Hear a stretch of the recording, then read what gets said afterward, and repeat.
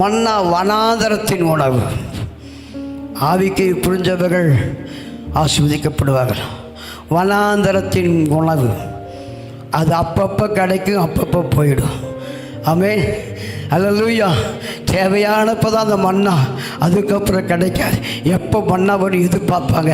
ஆனால் அந்த மன்னா இல்லையா, நிறந்தோடு சாப்பிடுகிற மன்னா. வனாந்தரம் காய்ந்து போன, தொய்ந்து போன, விட்டு யாரும் அனுபவிக்க முடியாத, ஒன்றுக்கும் உதவாத மன்னா.